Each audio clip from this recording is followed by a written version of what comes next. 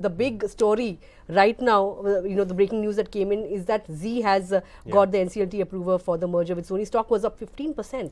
Absolutely, and 15-16% move coming in for the shares of Zee, and the much awaited NCLT approval has come in despite the objections from several creditors. There was some objection later on filed by the stock exchanges and SEBI with respect to the promoters, but I think all the objections were rejected by the Honorable NCLT in Mumbai, and they gave a go ahead to the Zee-Sony merger. Obviously, what happens here is that Sony gets merged into Zee. The shares get suspended for a period after the process gets completed between the merger of Zee and Sony. And according to the exchange documents and the public information, Sony would be infusing close to $1.5 billion in the merged entity.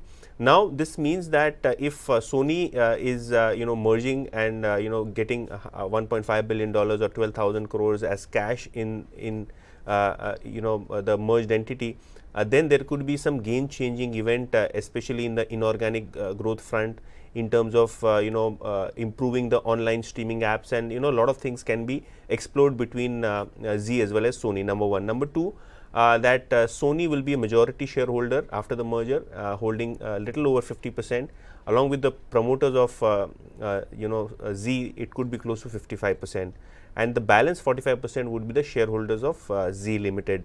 Now, this merger is quite important given the fact that Zee had its own headwinds in the recent past, along with the promoters, which have been facing some issues relating to personal debt as well as debt in their personal companies.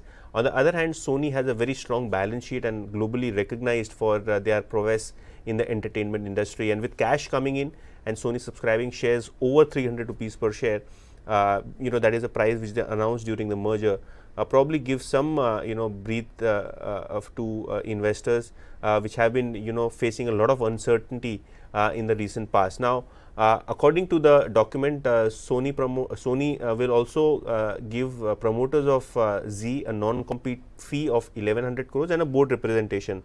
Obviously, because of the SEBI orders, promoters and the board representation is still under question, but according to the representation made by the promoters in the NCLT, they said that it's a merger of two companies, and individuals and their litigation should be kept away, and they will comply with the law of the land. So it's something which is quite interesting. Obviously, the only caveat here is if any objecting parties appeals in NCLT versus this order, that could be some short-term hassle. But given the fact that NCLT has cleared the merger, probably now Sony has an upper hand in the management as well as the operations moving forward.